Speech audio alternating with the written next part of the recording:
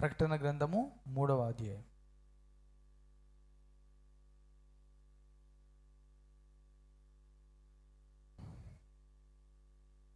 ఏడవ వచనం. ఫిలదెల్ఫియాలో ఉన్న సంఘపు దూతకు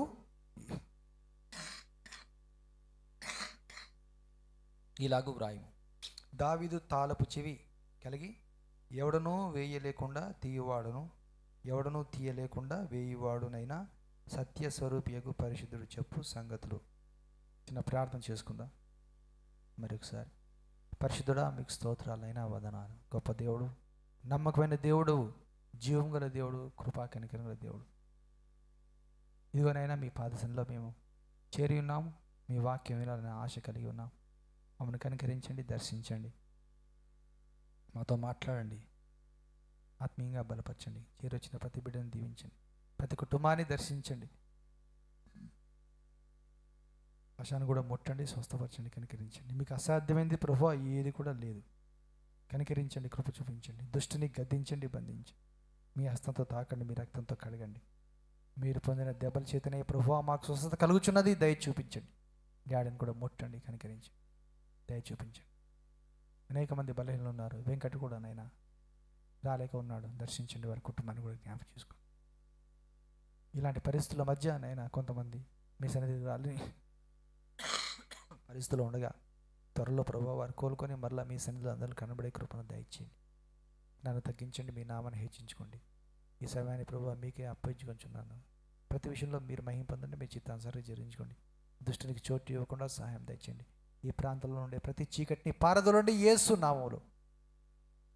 మీ ఆత్మతో అందరు నింపమని, మహిమ పొందమని దీవించమని యేసు పరిశుద్ధ నామమున ప్రార్థిస్తున్నాను తండ్రి, ఆమేన్. డాడీ విషయం కూడా మరి నోట్లో నుంచి ఏం తీసుకొని రాని పరిస్థితి వచ్చింది. 2 months బ్యాక్ లంగ్ ఇన్ఫెక్షన్ రావడం వలన. కాబట్టి మరి ముక్కులో నుంచి పైప్ పెట్టి దాని ద్వారా ఓన్లీ ఫ్లూయిడ్స్ మాత్రమే, లిక్విడ్స్ మాత్రమే ఇవ్వడం జరుగుతున్నది. అయితే మరి ఒక 3-4 months పోతే ఆ లంగ్ ఇన్ఫెక్షన్ తగ్గే అవకాశం ఉందని డాక్టర్స్ చెప్తున్నారు. చెప్పలేము, మరి లంగ్లో ఇన్ఫెక్షన్ వస్తే తగ్గడానికి చాలా టైం పడుతుంది, స్లోగా తగ్గుతుంది. అందుచేత మరి ఈ నోస్లో పైప్ వల్ల వేరే ఇన్ఫెక్షన్స్ కూడా వచ్చే అవకాశం ఉంటుంది, కొంచెం ఇబ్బందిగా కూడా ఉంటుంది. కాబట్టి మరి న్యూరాలజిస్ట్ డాక్టర్ సజెస్ట్ చేశారు, స్టమక్లో పెగ్ ట్యూబ్ అనేది పెట్టించుకుంటారంటే సరే పెట్టండి అని చెప్పాను. అది 2 months అయిపోయింది. మరి మన ఈ న్యూ ఇయర్ అయిన తర్వాత పెట్టించుకుందామని అనుకున్నాం. మన అడ్మిట్ చేసి దాన్ని పెట్టించడం జరిగింది. డైరెక్ట్గా స్టమక్లోకి ఆ యొక్క ట్యూబ్ పెట్టడం జరిగింది. అక్కడ నుంచి ఫీడింగ్ అనేది జరుగుతుంది. కాబట్టి దేవుడు ఆ యొక్క ప్రాసెస్ కూడా, ప్రొసీజరు మరి విజయవంతంగా జరిగించి ఉన్నాడు. అయితే ఈ యొక్క మాట్లాడేదానికి సంబంధించినటువంటి నరాలు ఇవన్నీ కూడా చాలా వీక్ అయిపోయినట్టుగా ఉన్నాయి. అలాగే ఆహారం కూడా సరిగా లేదు కాబట్టి ఓన్లీ ఫ్లూయిడ్సే ఉన్నాయి. కాబట్టి మరి ఆ బలం లేక, శక్తి లేక సరిగా మాట్లాడలేకపోతున్నాడు కూడా. సో దేవుడు త్వరలో కోరుకునేటట్టుగా మరి చేయనట్లుగా దయచేసి అందరూ కూడా ప్రార్థన చేస్తూ ఉండండి. చేస్తున్న వారందరికీ కూడా కృతజ్ఞతలు. ఈ మాటను మనం గత వారంలో ధ్యానం చేసుకున్నాము. దావీదు తాళపు చెవి కలిగి, ఓన్లీ దావీదు తాళపు చెవి అనే మాటను బట్టి ఇంకా బైబిల్లో రాయబడినటువంటి అనేక తాళపు చెవులు ఏవైతే ఉన్నాయో వాటిని గురించి మనము కొన్ని మాటలు నేర్చుకొని ఉన్నాం. దీంట్లో మిగతా భాగాన్ని ఈ రోజున మనం ధ్యానం చేద్దాం. ఎవడనూ వేయలేకుండా తీయువాడు, ఎవడనూ తీయలేకుండా వేయువాడు. ఏంటది? తాళము. యేసు ప్రభు తాళం వేస్తే దాన్ని ఎవరు తీయలేరు అని అంటున్నాడు. ఒకవేళ తాళం తీసిన తర్వాత ఎవరిని తాళం వేయాలంటే అది ఎవరి వల్ల కాదు అంటున్నాడు. ఎవరు తాళం వేయలేరు, ఎవరు తాళము తీయలేరు. అది దేవుని యొక్క శక్తి, ప్రభు యొక్క శక్తి అని మనం ఇక్కడ చూస్తూ ఉన్నాం. మీకు ఎంతమందికి అనుభవం అయిందో లేదో నాకు తెలియదు. కొన్ని తాళాలు ఉంటాయి కదా, అవి ఓపెన్ కావట్లేదని చెప్పేసి మనం ఏం చేస్తాము, అక్కడ మారి ఈ పటాన్చెరులో కూడా ఉన్నారు వాళ్ళు, మా లింగంపల్లిలో కూడా ఉంటారు. లాక్ ఓపెన్ చేసేవాళ్ళు రావట్లేదంటే ఓపెన్ చేయడానికి వాళ్ళ దగ్గర రకరకాల తాళాలు, రకరకాల సైజులు ఉంటాయి. ఇంత కట్ట ఉంటుంది. అది పెట్టి అన్ని ప్రయోగాలు చేసి చేసి చేసి చేసి వాళ్ళు ఒక అంచనాగా వచ్చి ఈ కీ ఎలాంటి షేప్లో సైజులో ఉందో రఫ్గా దాన్ని అప్పటికప్పుడు షేప్ తయారు చేసి దాన్ని పెట్టి తక్కువ తీసేస్తాడు, ఓపెన్ అయిపోతుంది. అయిందా మీకు ఎవరికైనా అలాగ చేశారా మీరు? లాక్ ఓపెన్ చేస్తారు వాళ్ళు. ఇవి మన లాక్స్ ఇలాగ ఉంటాయి.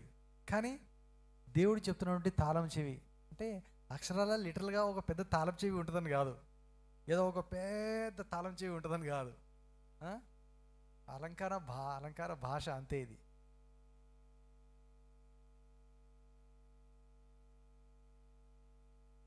ఆ అయోధ్యలో టెంపుల్ కడుతున్నారు, దానికంట ఎంతో పెద్ద గంటనంటారు. గంట ఎవరెవరో స్పాన్సర్ చేస్తున్నారు, వాళ్ళు డోర్లు స్పాన్సర్ చేస్తున్నారు, వాళ్ళు గంటలు అదే కొట్టే గంట, పెద్ద గంట, ఇక ఎన్నో కేజీల బరువు అంటది, బంగారంతో చేసి ఇవన్నీ రకరకాల. అంటే ఎవరో ఒకరు పేద తాళం కూడా తీసి పంపిస్తారేమో మనకు తెలియదు. అయితే ఇవి ఆత్మ సంబంధమైనటువంటి భావం ఇచ్చేది. మనం ఎందుకు ఇంటికి తాళం వేసుకుంటాము? ఎవరు దాంట్లోకి వెళ్ళొద్దు, భద్రంగా ఉండాలి అనేటువంటి ఉద్దేశంతో. బ్యాంకులలో సేఫ్ డిపాజిట్ లాకర్స్ ఉంటాయి, సేఫ్ డిపాజిట్ లాకర్స్. ఇంకెవరు దాన్ని మొట్టరు కదిలించారని చెప్పి మొన్ననే లాస్ట్ వీకే నేను చూశాను పేపర్లో. బ్యాంక్ అధికారే, బ్యాంక్ మేనేజర్ ఏం చేశాడంట, ఆ సేఫ్ డిపాజిట్ నుంచి కొన్ని లక్షలు మొత్తం తీసేశాడంట. ఎవరిని నమ్మడానికి ఉంటుంది? కొంతమంది ఎంతో కష్టపడి దాచుకుంటారు, డబ్బులు దాచుకుంటూ ఉంటారు. బ్యాంక్ మేనేజర్ ఏం చేశాడు, సేఫ్ డిపాజిట్లోంచి లాకర్లోంచి డబ్బులు తీసేశాడు. దాంట్లో ఎవరైతే దాచుకున్నారో డబ్బులు పోయి మా డబ్బులు ఇవ్వండి అంటే దాంట్లో ఏమీ లేదు, ఇంకా ఖాళీ అయిపోయింది. మనం ఎక్కడ దాచుకున్నా కూడా భద్రంగా ఉంటుంది అన్నటువంటి నమ్మకం ఉన్నదా? లేదు. ఎవరు దాచాలి? మనలను దాచేది, మనలను కాపాడేది మన ప్రభువే. మన ధనమును కాపాడేవాడు దేవుడే. మనకు మంచి ఆరోగ్యం ఇవ్వాలన్నా అంతా ఆ యొక్క ప్రభు యొక్క చేతిలోనే ఉన్నది. ప్రభు పైన మనము ఆధారపడి ఉన్నప్పుడే. అందుకే యోహాను సువార్తలో చెప్పాడు ప్రభు, నాకు వేరుగా ఉండి మీరు ఏమీయూ చేయలేరు. ప్రభుకి దూరంగా ఉండి మనం ఏమీ సాధించలేము అనేటువంటి మాట. ఎవడునూ వేయలేకుండా తీసేవాడు, ఎవడు తీయలేకుండా వేసేవాడు అనే మాట. దానికి సంబంధించి అలాంటి మాటలే, అలాంటి భావాన్ని ఇచ్చే ఇంకా వేరే మాటలు కూడా బైబిల్లో కొన్ని వ్రాయబడి ఉన్నాయి. వాటిని మనము చూద్దాం. అయితే ఫస్ట్ దాంట్లోకి వెళ్ళడానికి ముందు ఈ విధంగా దేవుడు ప్రభు ఈ యొక్క సంఘానికి ఎందుకు తను తాను బయలుపరుచుకున్నాడు? ఒక్కొక్క సంఘానికి ఒక్కొక్క విధంగా బయలుపరుచుకుంటున్నాడు కదా ప్రభు. గత వారంలో ఇవన్నీ కూడా మరలా మనం చదివాం.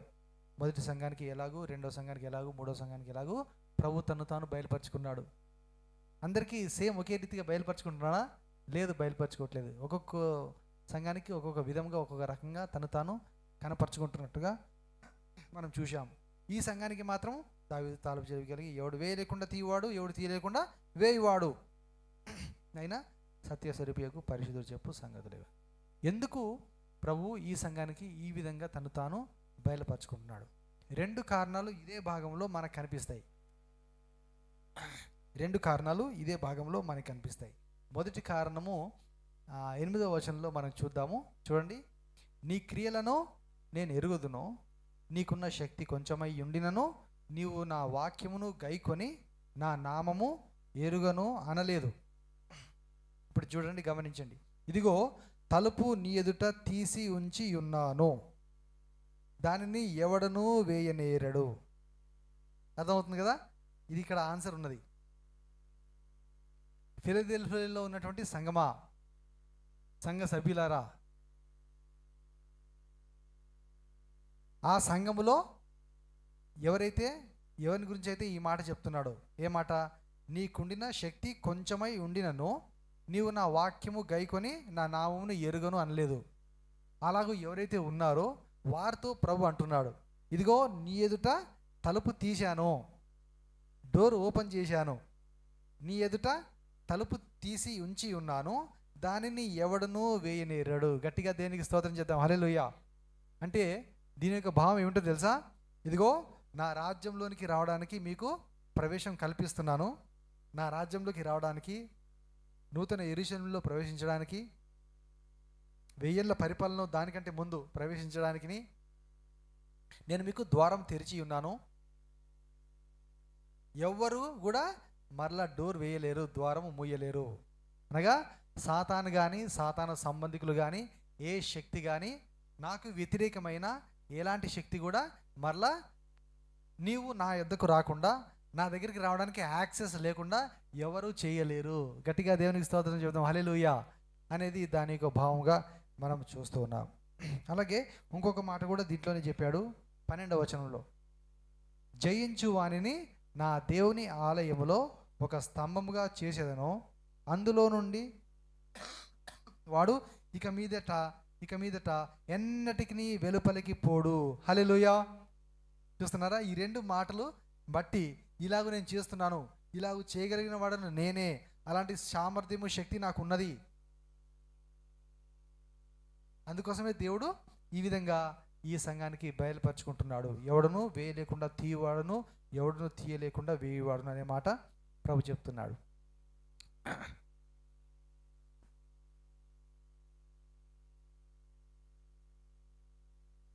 ఏంటది 2వ మాట? అందులో నుండి వాడు ఇక మీదట ఎన్నటికి వెలుపటికి పోడు, ఎన్నటికి వెలుపలికి పోడు.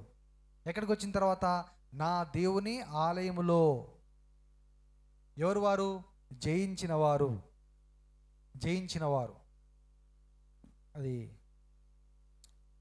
ఈ మధ్య మనం ప్రాక్టీస్ కూడా చేసాం కదా, ఏదంటే ఆయన క్రిస్టఫర్ బోడా పాడిన పాట మీకు జ్ఞాపకం ఉందా? సాంగ్ మన సాంగ్స్ బుక్లో కూడా ఉంది. జయించి, గుర్తుకొస్తే చెప్పండి నాకు. స్టార్టింగ్ క్రీస్తులో జీవించి నాకు పాడదాం.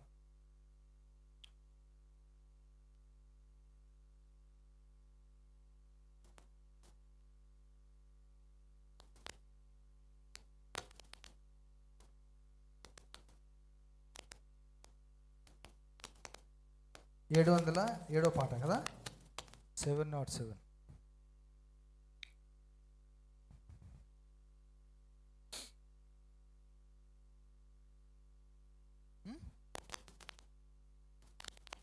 క్రీస్తులో జీవించు నాకు ఎల్లప్పుడు జయముండును, క్రీస్తులో జీవించు నాకు ఎల్లప్పుడు జయముండును. జయముంది జయముంది జయముంది నాకు, జయముంది జయముంది జయముంది, జయముంది జయముంది జయముంది నాకు, జయముంది జయముంది జయముంది. ఎటువంటి శ్రమలొచ్చినా నేను దిగులు పడను ఇలలో, ఎటువంటి శ్రమలొచ్చినా నేను దిగులు పడను ఇలలో. ఎవరేమి చెప్పినను, ఎవరేమి చెప్పినను నేను సోలిపోనెప్పుడు, సోలిపోనెప్పుడు. క్రీస్తులో జీవించు నాకు ఎల్లప్పుడు జయముండును, క్రీస్తులో జీవించు నాకు ఎల్లప్పుడు జయముండును. నా రాజు ముందున్నాడు, జయముతో వెలుచున్నాడు, నా రాజు ముందున్నాడు, నేను జయముతో వెలుచున్నాడు. మంటలను చేతబట్టి, మంటలను చేతబట్టి నేను హోసన్న పాడెదను, నేను హోసన్న పాడెదను. క్రీస్తులో జీవించు నాకు ఎల్లప్పుడు జయముండును, క్రీస్తులో జీవించు నాకు ఎల్లప్పుడు జయముండును. సాతాను అధికారము నా రాజు తీసివేసెను,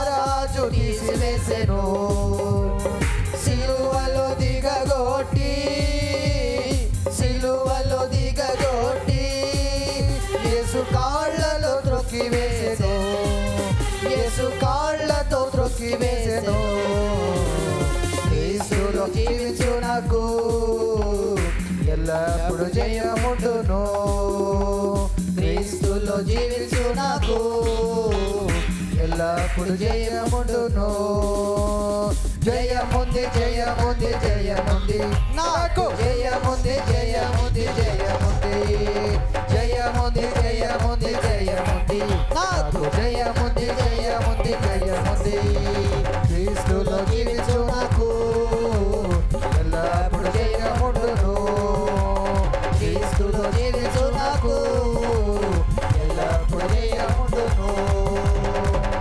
హల్లెలూయా. ఎవరికంట? జయించు వారికి.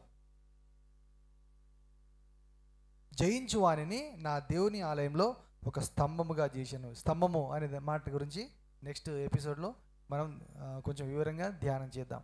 దేవుని మందిరంలో స్తంభం అంటే ఏంటి, ఆత్మీయముగా సంఘములో విశ్వాసులు స్తంభములుగా ఉండుట అంటే ఏమిటి అనే దాని గురించి మనం కూడా ధ్యానం చేయబోతున్నాం. ఆల్రెడీ చాలా రోజుల క్రితం మనం నేర్చుకున్నాం, మరి ఒకసారి ధ్యానం చేద్దాం. స్తంభంగా చేసేదను, అందులో నుండి వాడు ఇక మీదట ఎన్నటికి వెలుపడికి పోడు. దేవుడు వాగ్దానం చేస్తున్నాడు, ప్రమాణం చేస్తున్నాడు, మాట ఇస్తున్నాడు.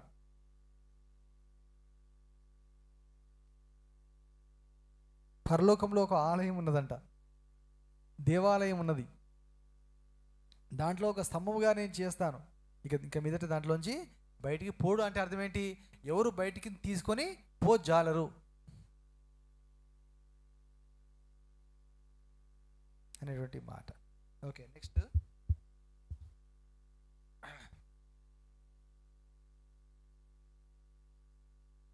ఇదే మాట గత వారంలో మనం గుర్తు చేసుకున్నాము. యెషయా గ్రంథంలోని మాట చదివాము. ఇప్పుడు ఆ మాటను మరలా నేను రిపీట్ చేయదలుచుకోలేదు. నేను దావీదు ఇంటి తరపు అధికార భారమును అతనికి ఇస్తున్నానని హిల్కియా కుమార్ గురించి, ఎలియాకీముని గురించి ప్రభు చెప్పిన మాట. ఎవడను అతడు తీయగా ఎవడను ముయ్యజాలడు, అతడు ముయ్యగా ఎవడను తీయజాలడు అనేటువంటి మాట అక్కడ చెప్పబడింది. సో ఆ యొక్క భాగాన్ని నేను రిపీట్ చేయడం లేదు. ఇంకొక మాటలోనికి మనం వెళ్దాము. యోబు గ్రంథం చూద్దాము, 12వ అధ్యాయము 14వ వచనం.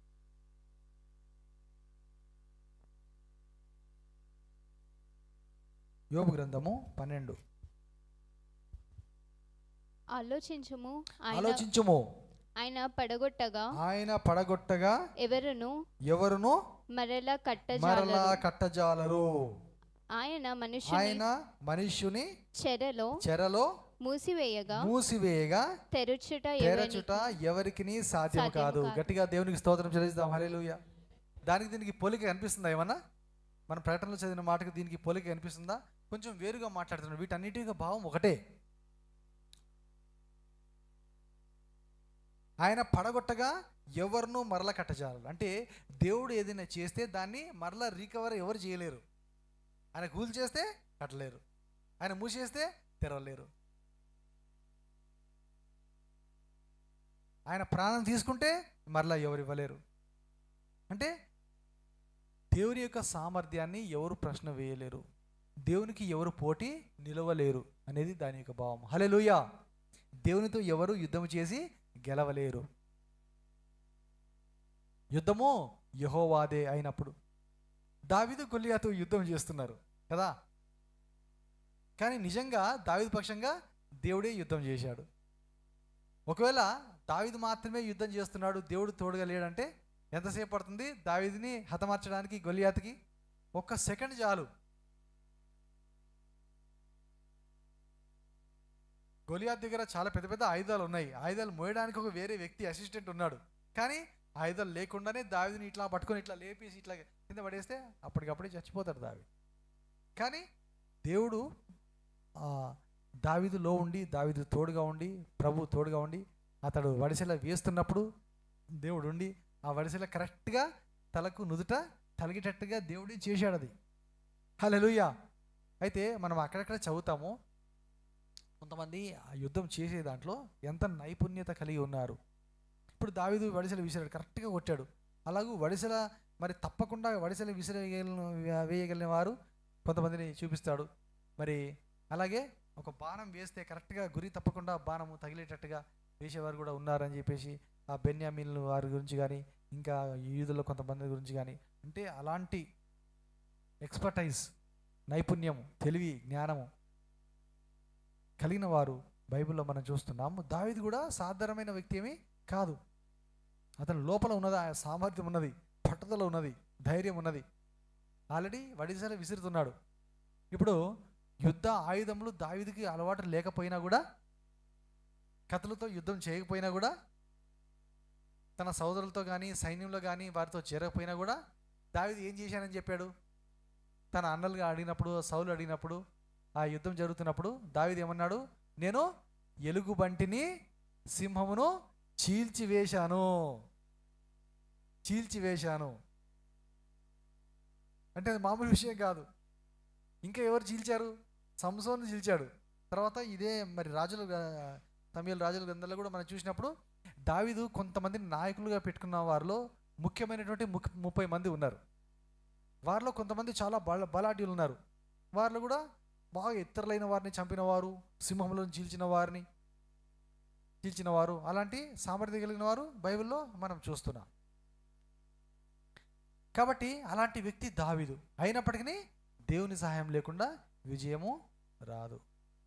ఇశ్రాయేలు ప్రజలు సంఖ్య కొద్దిగానే ఉన్నా కూడా, తక్కువ మందే ఉన్నా కూడా, ఎలాగూ ఇశ్రాయేలు ప్రజలకు విజయం వస్తున్నది,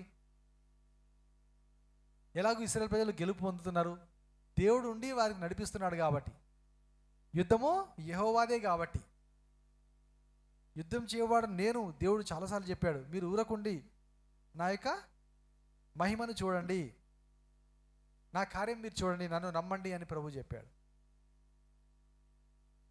యుద్ధము యెహోవాదే, యుద్ధము యెహోవాదే, యుద్ధము యెహోవాదే, యుద్ధము యెహోవాదే. రాజులు మనకెవ్వరు లేరు, శూరులు మనకెవ్వరు లేరు. రాజులు మనకెవ్వరు లేరు, శూరులు మనకెవ్వరు లేరు. సైన్యములకు అధిపతి అయినా యెహోవా మన అండ. సైన్యములకు అధిపతి అయినా యెహోవా మన అండ. యుద్ధము యెహోవాదే, యుద్ధము యెహోవాదే, యుద్ధము యెహోవాదే, యుద్ధము యెహోవాదే. ఆయన పడగొట్టగా ఎవరును మరలా కట్టజాలరు. ఆయన మనిషిని చెరలో మూసివేయగా తెరచుట ఎవరికి సాధ్యం కాదు. ఈ మాట పైన 2-3 సంఘటనలు బైబిల్లో నిజంగా జరిగిన విషయాలే. చూద్దాం మనం. మొదటి విషయం ఏమిటో తెలుసా? బాబేలు గోపురం, ఆదికాండము 11వ అధ్యాయం. ఏమైంది అక్కడ? ఈ నిమ్రోద్ అనేటువంటి రాజు ఉన్నాడు. ఆయన ఏమన్నాడు? రండి ప్రజలారా, మనందరం కలిసి పెద్ద గోపురం కడదాము, ఆకాశాన్ని అంటే అంత ఒక టవర్ మనం కట్టుకుందాం అన్నారు. ఆకాశాన్ని అంటే అంత అంటే నిజంగా ఆకాశానికి ఏమంటారు కానీ చాలా ఎత్తైన అనేటువంటి దాని యొక్క భావం.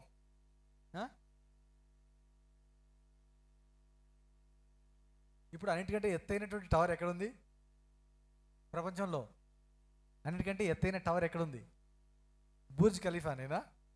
శుభన్ వాళ్ళు అక్కడికే పోయారు. ఇప్పుడు దుబాయ్ పోయారు వెకేషన్ ట్రిప్కి. దాంట్లో ఒకరోజు రెంట్ కూడా తీసుకొని ఉందామని ప్లాన్ చేశారు.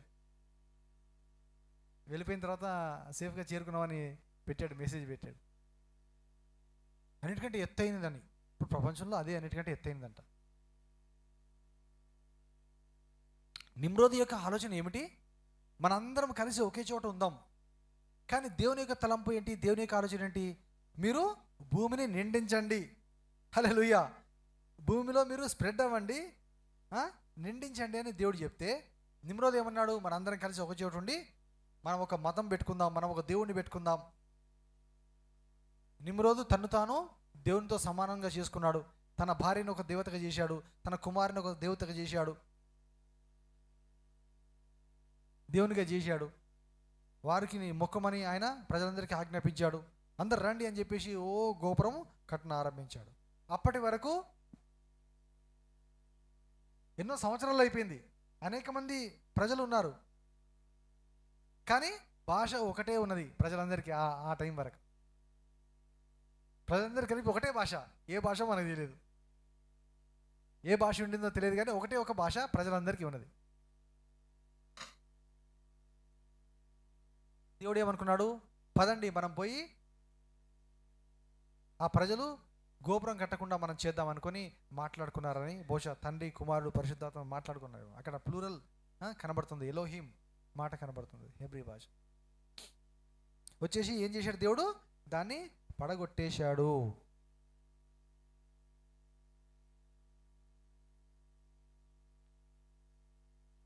ఎలా పడగొట్టేశాడు దేవుడు?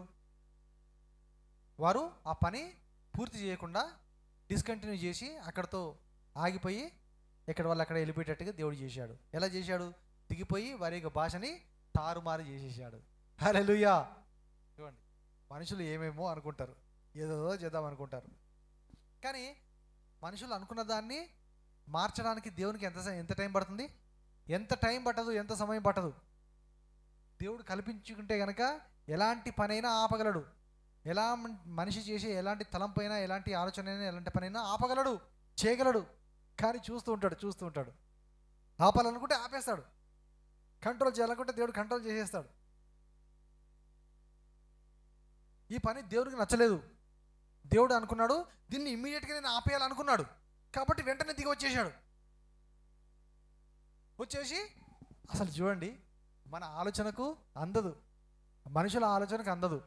నిమ్రోజు అనుకుని ఉండవచ్చు, అక్కడ ఉన్న ప్రజలందరూ కూడా అనుకుని ఉండవచ్చు, ఏమని, ఎవరు ఆపుతారు నా పనిని, నేను చేసే ఈ పనిని ఆపే వాడు ఎవడున్నాడు? ఎందుకు? 10వ అధ్యాయంలో మీరు చదివారా? ఎప్పుడైనా మీకు జ్ఞాపకం ఉన్నదా?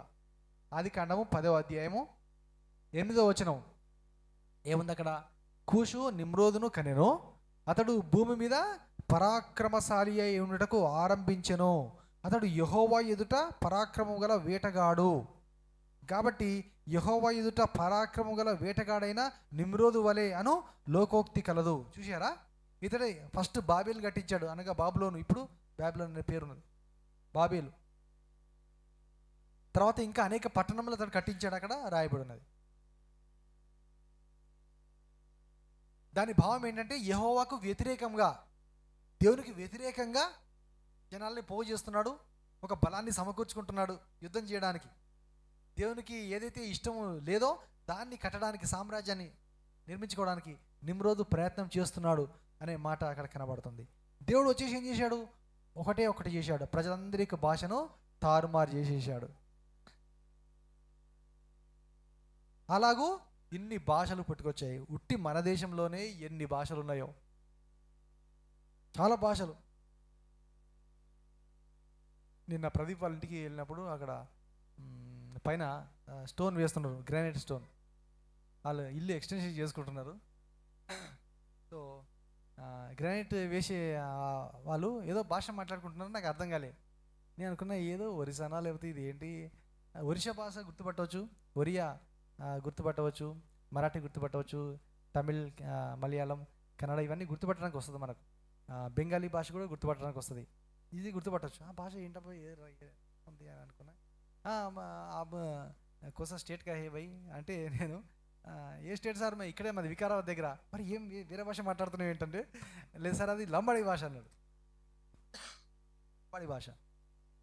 లంబాడి భాష మాట్లాడుకుంటూ వాళ్ళు అక్కడ పని చేస్తూ ఉన్నారు. ఏంటి చాలా ఆశ్చర్యం, ఎన్ని భాషలు పుట్టుకొచ్చేసి. తెలుగులోనే రకరకాల భాషలు. ఆ శ్రీకాకుళంలో ఒక రకంగా మాట్లాడతారు, ఆంధ్రలో ఒక రకంగా మాట్లాడతారు, ఇక్కడ ఒక రకంగా మాట్లాడతారు. మొత్తానికి భాష ఒకటే, కానీ కొంచెం యాస, యాక్సెంట్ అనేది వేరుగా ఉంటుంది. ఇన్ని భాషలు మన దేశం. లంబాడి భాష ఒకటే, లిపి లేదు. మరి ఈ మధ్య మరి చేసుకున్నారో లేదో మనకి తెలియదు. ఆల్మోస్ట్ చాలా భాషల్లో లిపి వచ్చేసింది, కానీ లంబాడి భాషకు లిపి లేదు. చేస్తుండొచ్చు, ఎవరైనా ప్రయత్నం చేస్తుండొచ్చు. ఈ టైంలో చాలామంది చదువుకున్న వారు అయిపోయారు కదా. ఎస్టీలో కూడా అందరికీ ఉద్యోగాలు వస్తున్నాయి, చదువుకుంటున్నారు, అన్నీ నేర్చుకుంటున్నారు. కాబట్టి ఎవరైనా రాస్తుండొచ్చు, మనకు తెలియదు. కాబట్టి ఇన్ని భాషలు, చాలా ఆశ్చర్యం అనిపిస్తుంది. దేవుడు ఇన్ని పెట్టించాడు. జర్మన్, ఫ్రెంచ్, ఇటాలియన్, రోమీల భాష, ఇటలీ భాష, లాటిన్ భాష అంటారు దాన్ని, లాటిన్. మన హెబ్రీ భాష, గ్రీకు భాష. ఈ బైబిల్ మాత్రం 2 భాషలు 3 భాషల్లో రాయబడింది, హెబ్రీ భాషలో, గ్రీకు భాషలో. అయితే మరి అరామిక్ భాష కొంచెం వేరుగా ఉంటుంది హెబ్రీకి. దాంట్లో కొన్ని భాగాలు ఆ నెహెమ్యా, ఎజ్రా గ్రంథాల్లో కొన్ని భాగాలు మాత్రమే దాంట్లో రాయబడ్డాయి. మిగతా అంతా కూడా ఇంకా క్రొత్త నిబంధన అంతా గ్రీకు భాషలో, పాత నిబంధన అంతా మరి హెబ్రీ భాషలో. యేసు ప్రభువు మాట్లాడిన భాష కూడా అరామిక భాష అని చెప్తారు పండితులు. గ్రీకు భాష కాకుండా అరామిక భాష మాట్లాడారు, అనగా సిరియన్ లాంగ్వేజ్. సిరియన్లది అరామిక భాష. ఇలాగ ఇన్ని భాషలు తారుమారు అయిపోతే ఒకరు మాట్లాడుకునేది ఒకరికి అర్థం కాలేదు. ఒక బిల్డింగ్ కడుతున్నప్పుడు ఎంతమంది ఉంటారు అంటే, చిన్న చిన్న బిల్డింగ్లు కాకుండా పెద్ద పెద్ద అపార్ట్మెంట్స్ ఉన్నాయనుకోండి, ఇప్పుడు పెద్ద పెద్ద వెంచర్లు అయిపోయినాయి, 100 మంది పనిచేస్తుంటారు. ఆ గోపురం కట్టేటప్పుడు ఎంతమంది 100 మంది ఉన్నారో మనకు తెలియదు. ఒకరు మాట్లాడుకుంటే ఒకరికి అర్థం కావట్లేదు. ఇప్పుడు పని చేసేటప్పుడు 5 మంది ఉన్నప్పుడు ఆ పైన సూపర్వైజర్ ఉన్నాడు అనుకోండి, ఆ పని వారికి అరే నాయన ఈ పని చేయరా బాబు అంటే వాడికి అర్థం కాకపోతే చేస్తాడా? ఏం చెప్తున్నాడో అర్థం కాక పిచ్చెక్కిపోయి అందరికీ వెర్రి పట్టేసి ఒకడికొకడు ఎక్కడికొక్కడ చెదిరిపోయారు. ఆ గోపురం కట్టుట మానివేశారు. దేవునికి స్తోత్రం, హల్లెలూయా. వాళ్ళు కట్టాలనుకున్నారు కానీ దేవుడు దాన్ని కట్టకుండా చేశాడు. అదే యోబు గ్రంథంలో చెప్తున్నాడు, ఆయన పడగొట్టగా ఎవరినూ మరలా కట్టలేదు.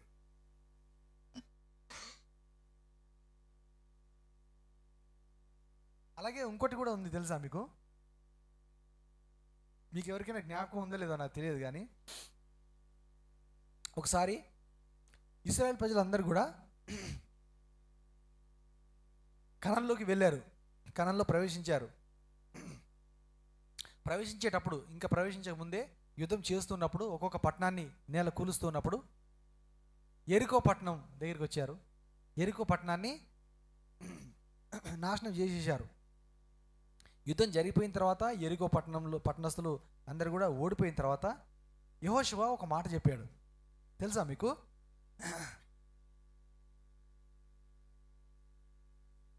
యెహోషువ గ్రంథము 6వ అధ్యాయంలో ఈ మాట ఉంటుంది. యెహోషువ 6వ అధ్యాయం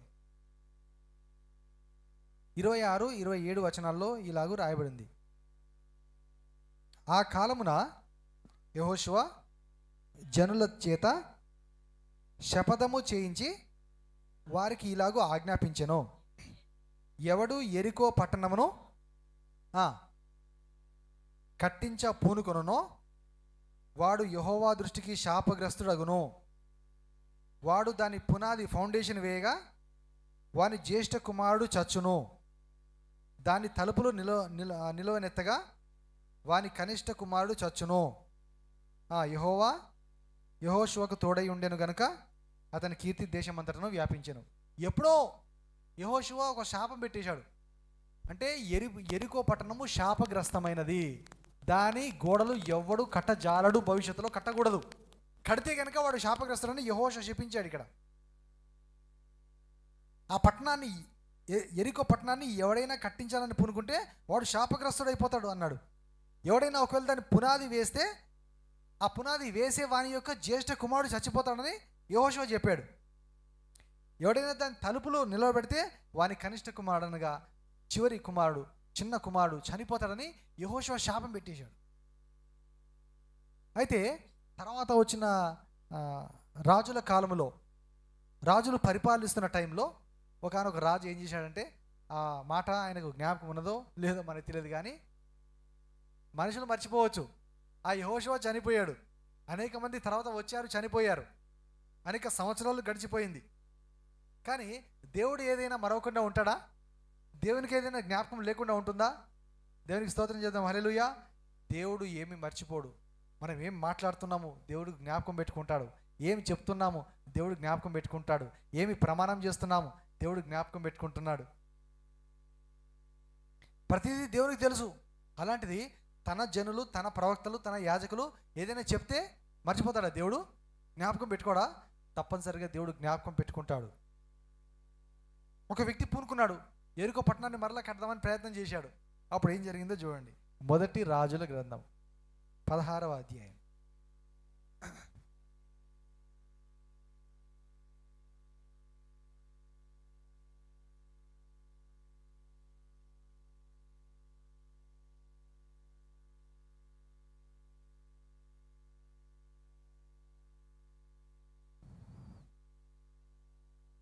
34వ వచనం, మొదటి రాజులు 16:34. అతని దినములలో బేతేలీయుడైన అతని దినములలో అంటే ఈ ఆహాబు రాజు ఉన్నాడు కదా, ఆయన భార్య యెజబెలు, వీరి టైంలో వారి దినములలో బేతేలుకి సంబంధించినటువంటి హీయేలు అనేటువంటి ఒక వ్యక్తి యెరికో పట్టణమును కట్టించెను. అతడు దాని పునాది వేయగా అబీరాము అను అతని జ్యేష్ఠపుత్రుడు చనిపోయెను. హల్లెలూయా. ఆహా, చూడండి, దేవుడు మర్చిపోలేదు, దేవుడు చూస్తానే ఉన్నాడు. దేవునికి మైండ్లో ఉంటాయి, మళ్ళీ ఎవరో దేవునికి గుర్తు చేయవలసిన, జ్ఞాపకం చేయవలసిన అవసరం లేదు. ఎన్నో సంవత్సరాలు గడిచిపోయింది యెహోషువ ఆ విధంగా చెప్పి, కానీ ఇక్కడ బేతేలు పట్టణానికి సంబంధించినట్టు హీయేలు అనే ఒక వ్యక్తి యెరికో పట్టణాన్ని కడదాంలే అని చెప్పేసి పట్టణాన్ని కట్టిస్తున్నప్పుడు ఏం జరిగిందంట, దాని పునాది వేయగా అబీరాము అను అతని జ్యేష్ఠ పుత్రుడు చనిపోయెను. దాని సెగూబు అను అతని కనిష్ట పుత్రుడు చనిపోయెను. ఇది నూను కుమారుడైన యెహోషువ ద్వారా యెహోవా సెలవిచ్చిన మాట చొప్పున సంభవించెను. హల్లెలూయా. ఏం ఆశ్చర్యం అండి. చూడండి, దేవుడు ఏమైనా సంఘటనలు మర్చిపోడు, ఏ సంగతులు దేవుడు మర్చిపోడు, ఏ కార్యములు దేవుడు మర్చిపోడు.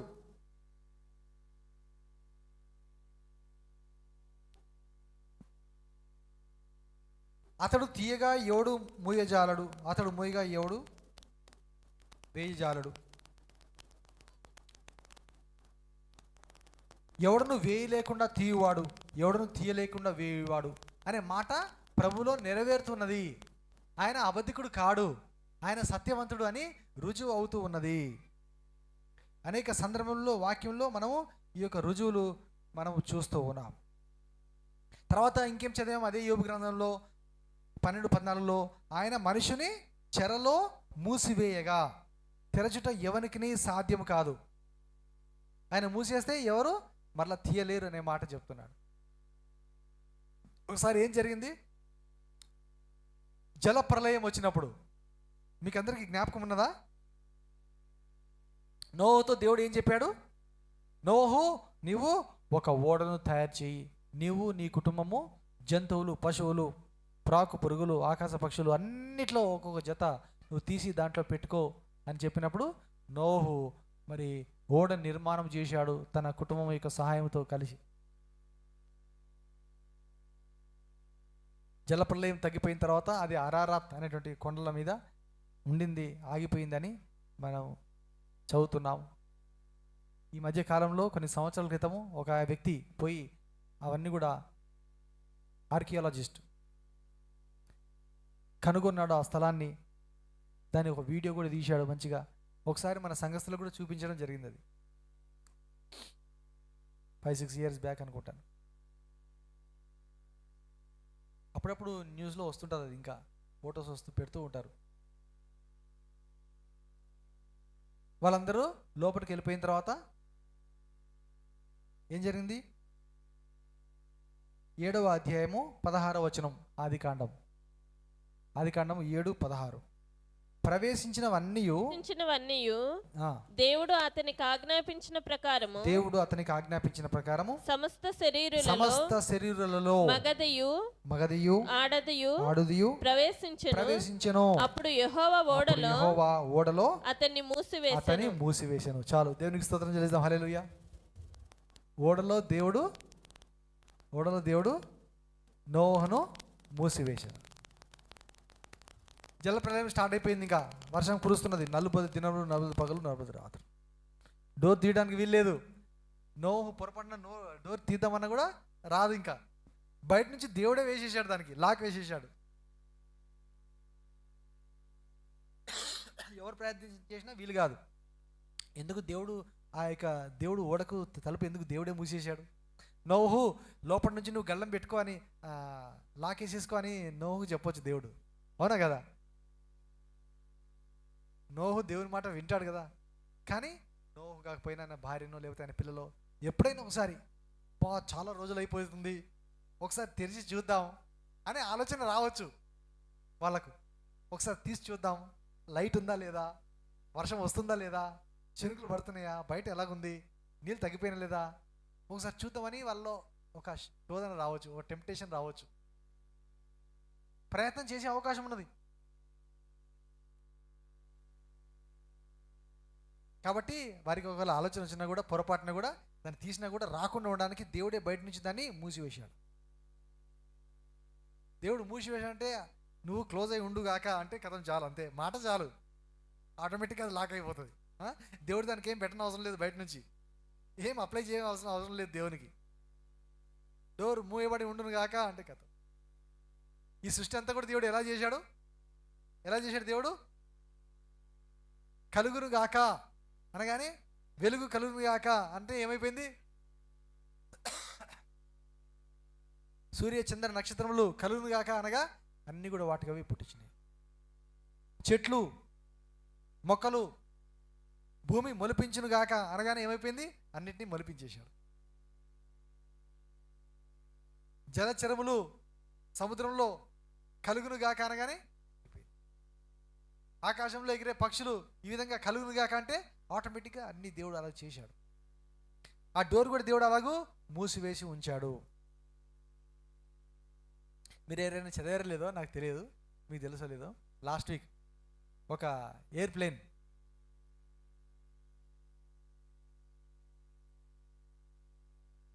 వెళ్తుంది, ఆకాశంలో ఎగురుతుంది. అప్పుడే టేకాఫ్ అయిపోయింది. సడన్గా ఏమైపోయింది? ఏదో మిస్టేక్ అయిపోయి డోర్, ఒక కిటికీ ఓపెన్ అయిపోయిందంట. ఫుల్ గాలి వచ్చేసిందంటే అది ఊగిపోతుంది, ప్రజలందరూ భయపడిపోయారు. కానీ మొత్తానికి ఏదో ఒక రకంగా దాన్ని ఇమీడియట్గా ల్యాండింగ్ చేసేసారు. ఇంకా నయం, ఎవరికి ఏమి కాలే. ఇంకా కొంచెం సేపు అట్లాగే గాలిలో ఉంటే అది ఎక్కడో కూలిపోయి మొత్తం అందులో ఉన్న వాళ్ళందరూ చచ్చిపోయి ఉండేవారు.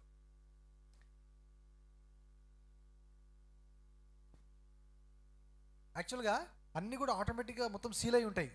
ఇప్పుడు అందరు కూర్చుంటారు చూడండి లైన్లో, అక్కడ డోర్స్ ఎవరికి ఓపెన్ చేయడానికి అవకాశం ఉండదు, అవన్నీ సీల్ అయి ఉంటాయి, గ్లాస్ ఉంటుంది దానికి. కానీ అక్కడ దాంట్లో అటెండర్స్ ఉంటారు చూడండి, వాళ్ళు పైలట్కి ఈ ప్యాసింజర్స్కి మధ్యలో బిజినెస్ క్లాస్ తర్వాత మామూలు ఎకనామిక్ క్లాస్కి మధ్యలో అందరు ఎక్కే చోట దగ్గర ఒకవైపున ఎక్కవైపు దగ్గర ఒకటి, ఇటువైపు ఒకటి, మామూలుగా వాళ్ళు డోర్ క్లోజ్ చేయడానికి ఉంటుంది, వాళ్ళు ఓపెన్ చేయడానికి ఉంటుంది. అది క్లోజ్ చేసి వీళ్ళు దానికి గొడవ పెట్టారు. అవి మాత్రమే యాక్సెస్ ఉంటుంది, అది కూడా వాళ్ళకే ఉంటుంది. ఇంకా మిగతా మొత్తం ఎక్కడంటే అక్కడ అవి డోర్స్ ఓపెన్ చేసుకోవడానికి ఎవరికి అవకాశం ఉండదు. మొత్తానికి ఏమైందో కానీ అది ఓపెన్ అయిపోయింది స్కైలోనే, ఆకాశంలోనే. బాబోయ్, నేను జెరూసలేం వెళ్ళినప్పుడు ఫస్ట్ టైం ఫ్లైట్ ఎక్కాను కదా, ఫస్ట్ టైం చెన్నైలో ఫ్లైట్ ఎక్కాను. చెన్నై నుంచి ఫ్లైట్ ఢిల్లీకి వెళ్తుంది. మొత్తము దాంట్లో చూస్తే మొత్తం అన్ని మేఘాలు కనబడుతున్నాయి. మొట్టమొదటి ఎక్స్పీరియన్స్ కదా, మొట్టమొదటి అనుభవం కదా, నాకు చాలా భయం వేసింది. ఎందుకో తెలుసా? దాని లోపల నాకు ఏమనిపిస్తుంది అంటే ఆ ప్లేను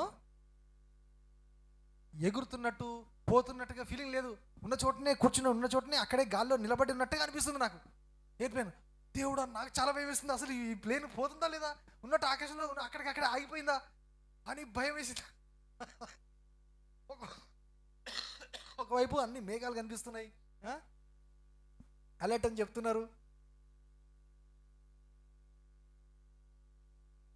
భయం, ఏదైనా జరిగితే భయం.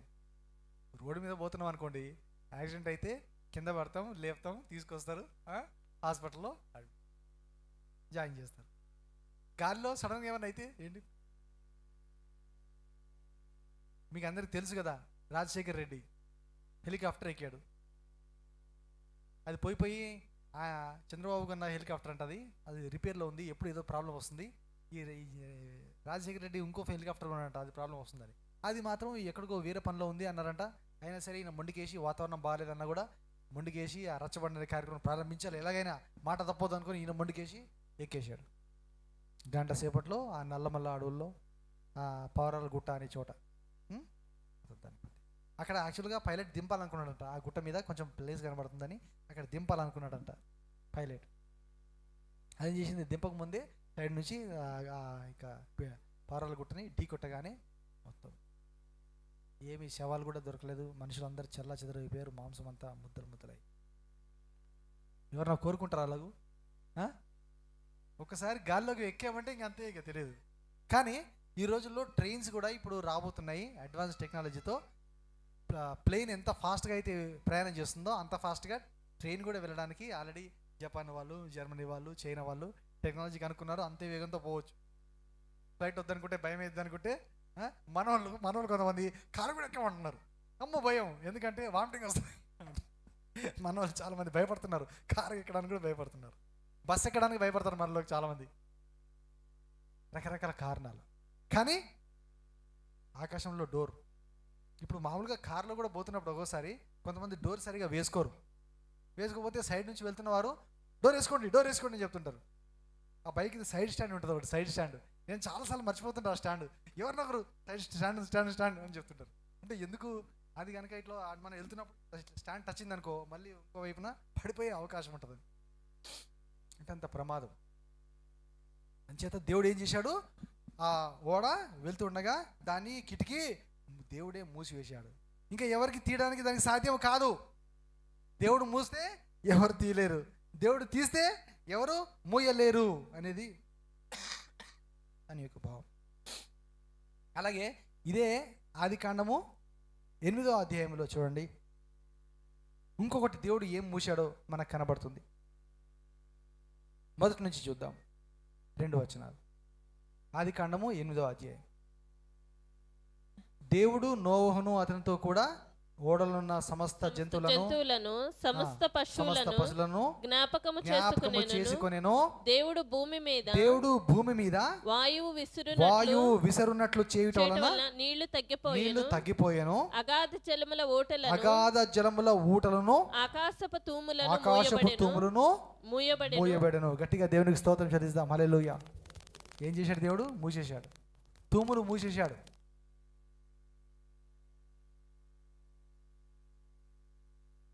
బహుకాలముగా ఆకాశములు వర్షము నీయక మూయబడెను. బహుకాలముగా ఆకాశములు వర్షము నీయక మూయబడెను. ఎంత నలిగినను దైవ జనమున ప్రార్థన దాహము పుట్టకపోయెను. ఎంత నలిగినను దైవ జనమున ప్రార్థన దాహము పుట్టకపోయెను. సంగమున మన జీవితములను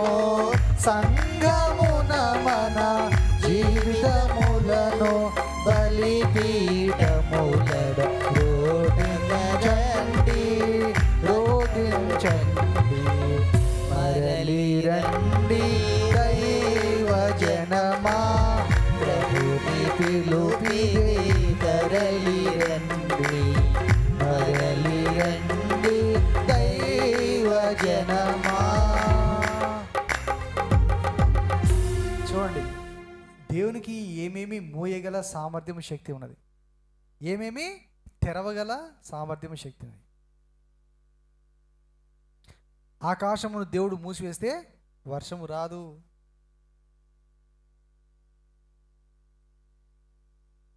కరువే. రాబోయే దినములలో మరలా రాబోతున్నాయి. ఇప్పటికే దేశములలో చూసినప్పుడు పంట వేసే స్థలములు చాలా తగ్గిపోతూ ఉన్నాయి. అన్నిటినీ మనుషులు చదును చేసేసి బిల్డింగ్లు కట్టేస్తున్నారు, వెంచర్లు కట్టేస్తున్నారు. ఆహారము రాను రాను ఏమైపోతుంది, తక్కువైపోతుంది, కరువు వచ్చేస్తుంది. యేసు ప్రభువు రాకడకు ముందు ఈ కరువులు మరలా ఎక్కువైపోతాయి. ఇక్కడ చెప్పాడు కదా, మత్తయి సువార్త 24వ అధ్యాయం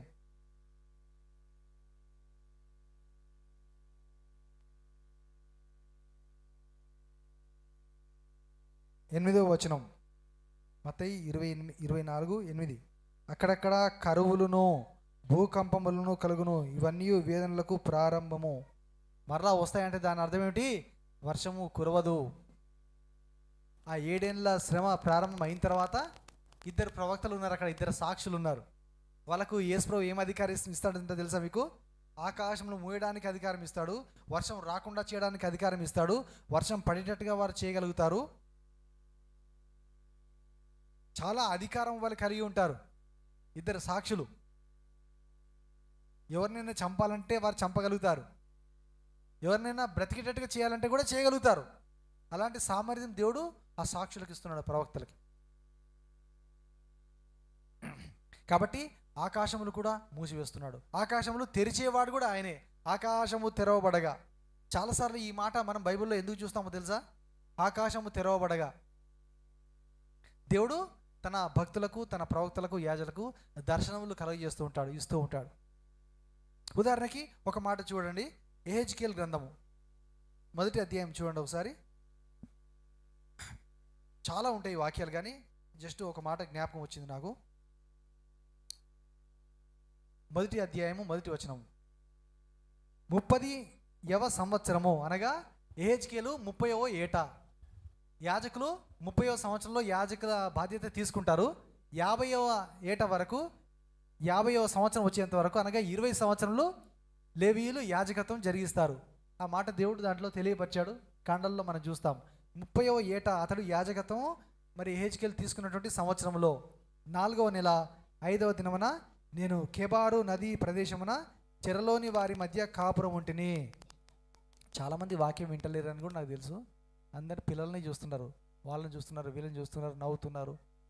మీరు శ్రద్ధగా వాక్యం వినట్లేదు నాకు తెలుసు, కానీ వినేవాళ్ళు కొద్దిమంది ఉంటారు. వారి కోసమైనా చెప్తున్నా, వినని వారి కోసం అయితే నేను చెప్పట్లేదు.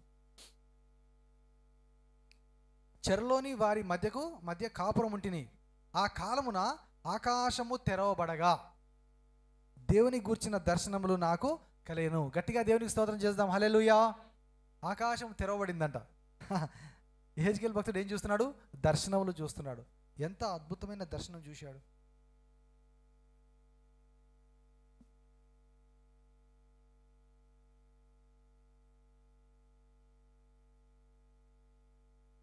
తర్వాత లాస్ట్ వీక్ కూడా ఆల్రెడీ నేను జ్ఞాపకం చేశాను.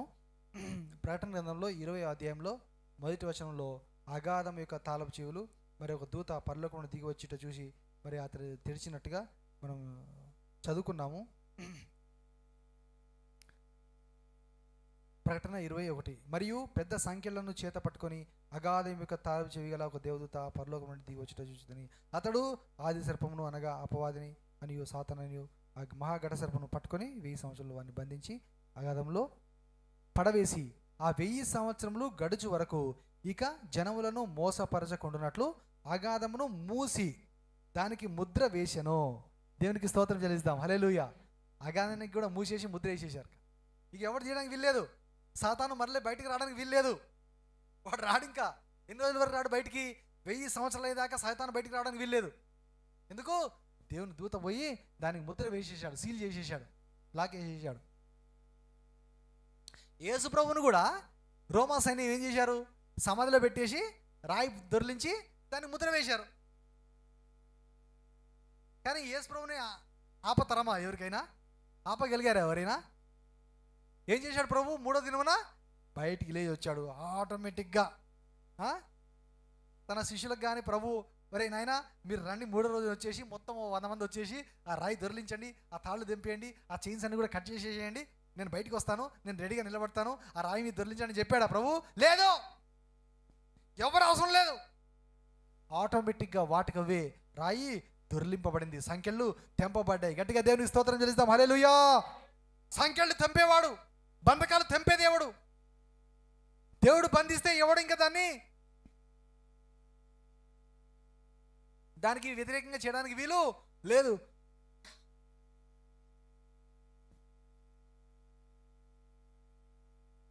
ప్రభును ఎవరు బంధిస్తారు?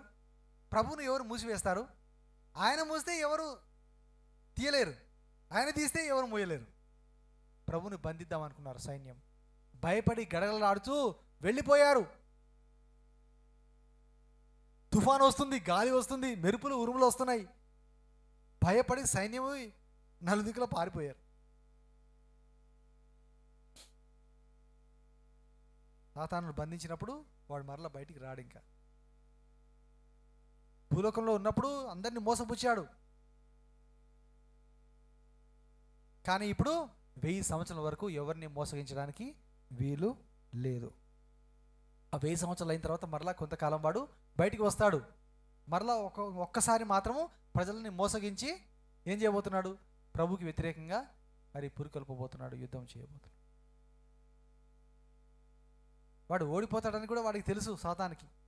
తర్వాత యేసు ప్రభువే స్వయంగా వాడిని పట్టుకొని నరకాగ్ని గుండంలో పడవేస్తాడని కూడా వాడికి తెలుసు. కానీ ఏదో తారుమారు చేద్దాం, చరిత్రను తిరగరాద్దామని వాడు ప్రయత్నం చేస్తున్నాడు. వీలైనంత మందిని ప్రజల్ని తీసుకొని పోవాలని ప్రయత్నం చేస్తున్నాడు. దాంట్లో మాత్రం సఫలీకృతుడు అవుతున్నాడు సాతాను. చాలామందిని తీసుకొని వాడితో పాటు నరకంలో పడడానికి చేసే ప్రయత్నంలో మాత్రం సఫలీకృతుడు అవుతున్నాడు. ఎందుకు? పరిశుద్ధంగా జీవించడం అందరి వల్ల అవ్వడం లేదు, యథార్థంగా జీవించడం అందరి వల్ల అవ్వడం లేదు, నమ్మకంగా జీవించడం అందరి వల్ల అవ్వట్లేదు, పాపం జీవించడం అందరి వల్ల అవ్వడం లేదు, పాప క్షమాపణ అందరూ పొందుకోవడం లేదు, రక్షణ అందరూ పొందుకోవడం లేదు, నిత్య జీవనం అందరూ పొందుకోవడం లేదు, జీవ గ్రంథంలో అందరూ తమ పేరు లిఖించుకోవడానికి ఇష్టపడడం లేదు. కొంతమందికి ఇష్టం ఉన్నా కూడా అలాగూ జీవించలేకపోతున్నారు, ప్రభులో నిలకడగా ఉండలేకపోతున్నారు. అందరూ బట్టి సాతాను చాలామందిని తీసుకొని దాంట్లోకి వెళ్ళిపోతున్నాడు. కానీ బైబిల్ గ్రంథంలో స్పష్టంగా రాయబడి ఉన్నది. ప్రభు చెప్పాడు ఏమని? సాతానుకును వాని దూతలకును నియమించబడినటువంటి ఆ యొక్క నరకాగ్ని గుండము. మన కోసం ప్రభు చేయలేదంటది. మనల్ని పడేయడానికి దేవుడు నరకాగ్ని గుండాన్ని చేయలేదంట. సాతాను వాని దూతల్ని పడవేయడానికే దేవుడు దాన్ని ఏర్పాటు చేశాడు. కానీ సాతాను అవిధేయుడైనట్టుగా కొంతమంది దూతలు, సాతాను అనుచరులు ఒకప్పుడు దేవుని దూతలే, కానీ వాని వెంబడి వెళ్ళిన చేత అపవిత్ర ఆత్మలు, దయ్యములు అయిపోయాయి.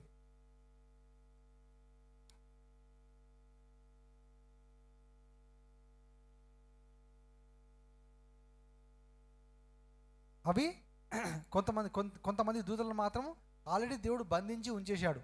ఎక్కడ మూమెంట్ లేకుండా, ఎక్కడ తిరగకుండా కటికి చీకట్లో కొంతమందిని బంధించి ఉంచేశాడంట. కొన్ని మాత్రం ఇలాగూ లూసిఫర్ని వెంబడిస్తూ ప్రజల్లో తిరుగుతూ వారిని పట్టి పీడిస్తూ ఉన్నట్టుగా మనము చూస్తూ ఉన్నాం. ఇంకొక ముఖ్యమైన విషయం ఉంది. తెరవబడుట అనే మాటకు సంబంధించి దేవుడు తెరవాలి, ఏమి తెరవాలి, దేవుడు తెరుస్తాడనేటువంటి మాట. 1 కొరింథీ ఒకసారి చూద్దాము. 3 వచనాలు, 3 రెఫరెన్సెస్ దీనికి సంబంధించి ఉన్నాయి. తర్వాత చివరిగా ఇంకో మాట కూడా. 1 కొరింథీ 16:9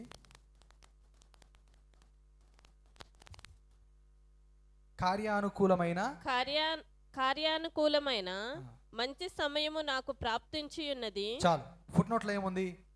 గొప్ప ద్వారము నాకు తెరవబడి ఉన్నది. సేమ్ ఇదే మాటలు మనం ఇంకా 2 చోట్ల కూడా చూస్తాము. 2 కొరింథీ 2:12 క్రీస్తు సువార్త ప్రకటించుటకు నేను త్రోయకు వచ్చినప్పుడు ప్రభువు నందు నాకు మంచి సమయము ప్రాప్తించి ఉండగా అని చెప్పినప్పుడు కింద ఫుట్ నోట్లో ఏమన్నాడంటే నాకు ద్వారము తెరవబడి ఉండగా అన్నాడు.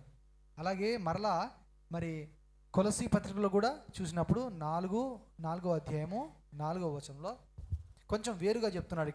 అక్కడ ద్వారము తెరవబడి ఉంటా మనం చూసాము. ఇక్కడ కొలసీ పత్రిక 4వ అధ్యాయము 4వ వచనంలో మరియు నేను బంధకములలో ఉంచబడుటకు కారణమైన క్రీస్తు మర్మమును గూర్చి నేను బోధింపవలసిన విధముగానే ఆ మర్మమును వెల్లడిపరచునట్లు వాక్యము చెప్పుటకు అనుకూలమైన సమయము దేవుడు దయచేయవలెనని దేవుడు దయచేయవలెనని మా కొరకు ప్రార్థించుడి. అనగా కింద ఏమని చెప్పాడు ఫుట్ నోట్ లో? వాక్యమునకు ప్రవేశ ద్వారము తెరవవలెనని. గట్టిగా దేవునికి స్తోత్రం చెల్లిద్దాం. హల్లెలూయా. చూడండి, ద్వారము దేవుడు తెరవాలి. దేనికి? వాక్యం చెప్పడానికి, మరి సువార్త ప్రకటించడానికి, ఒక స్థలంలో మనము ఒక కార్యం ఏర్పాటు చేయడానికి. కొన్నిసార్లు పౌలు కూడా మనం చూసినట్లయితే పలానా చోటికి నేను వెళ్ళాలంటే పరిశుద్ధాత్మ దేవుడు వద్దు, ఈ పలానా చోటికి వెళ్ళొద్దని వద్దు అని ఆటంకపరిచినట్టుగా మనం చూస్తాం. కొన్నిసార్లు కొంతమంది చెప్తుంటారు, దైవజనులు చెప్తుంటారు, భక్త్ సింగ్ గారు కానీ అలాంటి వారి యొక్క పుస్తకాలు చదివినప్పుడు, పలానా ప్రభువా ఎవరైనా పిలిచినప్పుడు, ఏదైనా మీటింగ్ ఏర్పాటు చేసినప్పుడు, దేవా పలానా స్థలంకి నేను వెళ్ళాలా వద్దా చెప్పు, ఆ స్థలంలో నేను ఏ వాక్యం చెప్పాలి అని దేవుడితో అడుగుతున్నప్పుడు, నువ్వు ఆ పలానా చోటికి వెళ్ళొద్దు, ఉండిపో, క్యాన్సిల్ చేసుకో అంటే, బ్రదర్ దేవుడు నన్ను రావద్దంటున్నాడు, పలానా చోటికి రావద్దంటున్నాడు, దేవుని సెలవు లేదు. అందరు చేయరు ఇలాగూ. కొంతమంది మాత్రం దేవుని నడిపింపు ప్రకారం కొంతమంది చేస్తూ ఉంటారు. మామూలుగా చాలా మట్టుకు చాలామంది అయితే ఎవరు ఎక్కడికి పిలిచినా కూడా రమ్మంటున్నారా, చలో జావ్ వాక్యం చెప్పు వచ్చేసి. కానీ కొన్ని స్థలాల్లో చోట్ల దేవుడు తన సన్నిధి అక్కడ ఉండదు. అక్కడ వాక్యం ప్రకటింపబడినా అక్కడ దేవుని సన్నిధి ఉండదు, అక్కడ ఫలం ఉండదు. అక్కడ జరిగిన ఏదో అన్యాయమైన కార్యమో, పాపపు కార్యమో, లేకపోతే అక్కడ పెట్టేవారు కానీ నిర్వహించేవారు కానీ దేవునికి వ్యతిరేకంగా ఉండి చేయడమో, ఏదో ఒక రాజకీయమైనటువంటి కార్యమో, లేకపోతే సమాధానం లేక ఉండటయో, దేవునికి ఇష్టం లేని పని ఏదో చేయడం ద్వారా అయినా సరే అలా ఉండి వారి బ్యాక్గ్రౌండ్ వేరుగా ఉండి కూడా ఏదో వార్త పని చేస్తున్నట్టుగా.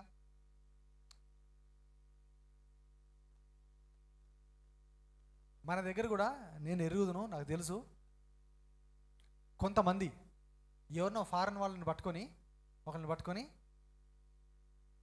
ఇక్కడ నుంచి వారి లింక్ పెట్టుకొని మేము సువార్త ఏర్పాటు చేస్తున్నాం, సభలు ఏర్పాటు చేస్తున్నాం, మీటింగ్ ఏర్పాటు చేస్తున్నాం అని చెప్పేసి మీటింగ్ ఏర్పాటు చేసి ఫోటోలు తీసి వాళ్ళకి పంపించి ఆ ఫోటోల ద్వారా మేము సేవ చేస్తున్నాము, మేము చిల్డ్రన్స్ క్యాంపులు పెడుతున్నాము, లేదా ఓల్డేజ్ హోమ్లు పెడుతున్నాము, మేము సభలు చేస్తున్నాము, మేము సపోర్ట్ చేస్తున్నాము, హెల్ప్ చేస్తున్నాము అని చెప్పేసి ఈ ఫోటోలన్నీ పంపించి ఏదైనా ఒక మీటింగ్కి పెట్టి అందరు పాస్టర్లకు ఇన్ఫామ్ చేసి మీరు మీ జనాలు తీసుకురండి అందరు గుంపు చేసేసి, నిజానికి చెప్పాలంటే వాళ్ళ దగ్గర ఎవరు ఉండరు, అందరిని పిలిపించుకొని బలవంతంగా ఇప్పుడు రాజకీయ మీటింగ్లలో అందరికి డబ్బులు ఇచ్చి జనాలను పిలిపించుకొని ఫోటోలు తీసి పంపించుకొని వాళ్ళ చేత డబ్బులు తీసుకుంటూ ఉంటారు. డబ్బులు తీసుకొని ఆ మీటింగ్ సంగతి ఏమో కానీ మీటింగ్ అయిపోయిన తర్వాత డబ్బులు వాళ్ళ జేబులో నింపుకొని వాళ్ళ కడుపు నింపుకుంటూ వాళ్ళ దినాలు గడుపుకుంటూ చేసే సేవకులు కూడా ఉన్నారు. లేరంటారా? కాదంటారా? ఎవరైనా అలా చేస్తున్న వారు కూడా ఉన్నారు. కానీ కొంతమందితో దేవుడు చెప్తాడు, నాయన నా సన్నిధి అక్కడ రాదు, అక్కడ ఉండదు, ఆ మీటింగ్ పోవద్దు, అక్కడ నా మాటలు చెప్పొద్దు. దేవుడు ఆటంకపరుస్తాడు, కొంతమందిని ఆటంకపరుస్తాడు. కొంతమంది వెళ్ళాలని ప్రయత్నం చేస్తే దేవుడే వారిని ఏదో ఒక విధంగా వెళ్ళకుండా చేస్తాడు.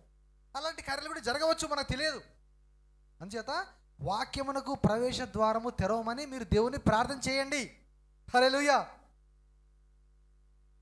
దేవుడు ద్వారం తెరిస్తే దాన్ని ఎవరికా ఆటంకపరచజాలరు. కొన్నిసార్లు దేవుడు ద్వారం మూసేస్తే ఇంకా అక్కడ ఎవరు ఎంత ప్రయత్నం చేసినా ఎంత కష్టపడ్డా కూడా అక్కడ ఫలింపు అనేది ఉండదు అనేది దాని యొక్క భావము. హల్లెలూయా. ఎంతమందికి అర్థమవుతుంది వాక్యం? ఒకసారి నాకు చేయి చూపించండి. అర్థమవుతుందా? ఒక్కడు ఉన్నారా? లైన్లోనే ఉన్నారా? బోరింగ్గా ఉందా? ఏం చెప్తున్నాడు అసలు? ఎక్కడి నుంచి ఏం పట్టుకొస్తాడు అని అనుకుంటున్నారా మీరు? నాకు తెలియదు. అవును, మరి ఎక్కడి నుంచో ఎవరు చెప్పని పట్టుకొస్తా, దేవుడు ఇస్తాడు.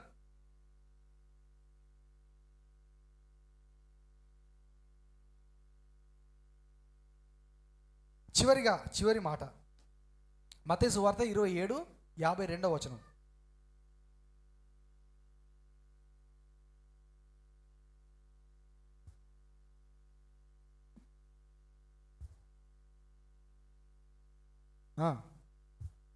సమాధులు తెరవబడెను, నిద్రించిన అనేక మంది పరిశుద్ధుల శరీరములు లేచెను. చాలు. ఏం తెరిచాడు ప్రభు? సమాధులు తెరిచాడు. మనందరం కూడా చనిపోతాం, సమాధి చేయబడతాం. ఆల్రెడీ అనేక మంది పరిశుద్ధులు చనిపోయారు, సమాధులలో ఉన్నారు. యేసుప్రభు వచ్చినప్పుడు ఏం జరుగుతుంది? బూర శబ్దము వినబడుతుంది. అప్పుడు సమాధులు ఏమవుతాయి? తెరవబడతాయి. చనిపోయిన విశ్వాసులు లేపబడతారు, మార్పు చెందుతారు. రెప్పపాటున మహిమ శరీరం దాల్చి ప్రభు దగ్గర ప్రభుని ఎదుర్కోవడానికి వెళ్ళిపోతారు. దేవునికి స్తోత్రం చెల్లిద్దాం. హల్లెలూయా. సమాధులు తెరిచే అధికారం ఆయనకున్నది.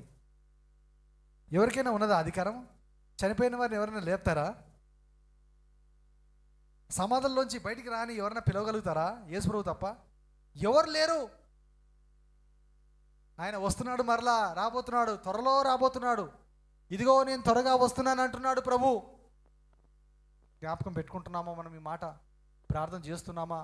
లాస్ట్ మంత్ మనం జ్ఞాపకం చేసుకున్నాం, ధ్యానం చేశాం. ఆయన రాకడను త్వరపెట్టాలి, అపేక్షించాలి. ఆ సంఘంలో సంఖ్య ఎంతైతే ఉండాలో అది పూర్తి కావాలి దేవుని దృష్టికి. ఏం నిద్రపోతున్నారు?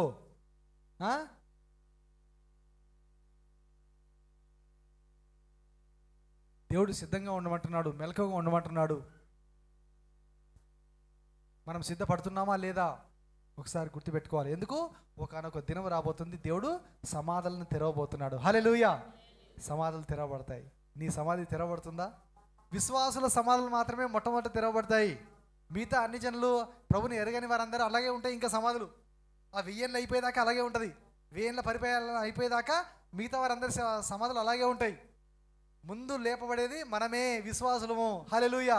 చనిపోయినప్పుడు విశ్వాసము కలిగిన వారమై చనిపోతే తప్పిపోకుండా ఉండి, ప్రభుని విడిచిపెట్టకుండా ఉండి, నమ్మకంగా ఉండి, ప్రభు చిత్తాన్ని నెరవేరుస్తూ, ఆయన ఆజ్ఞలు గైకొంటూ, ఆయన రక్తంలో కడబడి ఉండి నీతిగా జీవిస్తూ ఉంటే నీవు కూడా, నీ సమాధి కూడా ఏమవుతుంది? తెరవబడుతుంది. హల్లెలూయా. అందుకే దేవుని ప్రేమను బిడ్డలారా, ఇంకా అనేక మంది సహోదరులు, యవనస్తులు, సిస్టర్స్ కూడా కొంతమంది ఉండవచ్చు, రక్షణ పొందకుండా, బాధ్యత పొందకుండా ఇంకా ఉన్నారేమో. త్వరలో మారు మనసు పొందండి, రక్షణ పొందండి, ప్రభుని స్వీకరించండి. ప్రభు రాకడికి సిద్ధంగా ఉండాలి. నా సమాధి తెరవబడాలి, నేను ప్రభుతో పాటు వెళ్ళాలని ఆశపడుతున్నారు ఎంతమంది ఆశపడుతున్నారు? ఆ బూర శబ్దం నేను వినాలి. ప్రభుకి ఆ సామర్థ్యం ఉంది, ఆయన శక్తిమంతుడు. అందుకే ఆయన మూస్తే ఎవడు తీరవలేడు, ఆయన తీస్తే ఎవడు. ఒక్కసారి ఆ స్వరం మనం విన్నామనుకోండి, ఎత్తబడ్డామనుకోండి, గతం ఇంకా సాతాను మనల్ని ఏమీ చేయలేడు, దుష్టుడు మనల్ని ఏమీ చేయలేడు. ప్రార్థన చేద్దాం, మోకరించండి. సత్య స్వరూపియగు పరిశుద్ధుడు అనే మాటను వచ్చే వారము ధ్యానం చేద్దాం.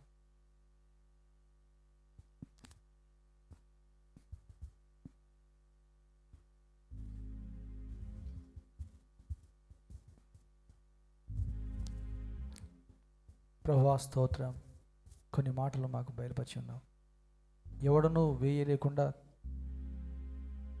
తీయవాడను, ఎవడను తీయలేకుండా వేయవాడు అనే మాటకు సంబంధించి కొన్ని విషయాలు నీ యొక్క లేఖనంలో నుండి మేము చూసి ఉన్నాం. దయచేసి ఎవరు మాట్లాడొద్దు, కళ్ళు మూసుకోండి, అందరూ మోకరించండి. అందరూ మోకరించాలి. బెంచ్ల మీద ఉన్నవారు కూడా దయచేసి మోకరించండి. మీరు చాలామంది బల్లార్థనలో మోకరించట్లేదు, ప్రార్థనలో మోకరించట్లేదు. ఇంట్లో కూడా ఎప్పుడు మోకరించరా? నాకు అనుమానం వస్తుంది. ఇంట్లో మోకాళ్ళ అనుభవం లేదా? ప్రార్థన చేసుకోరా మోకాళ్ళ మీద ఉండి?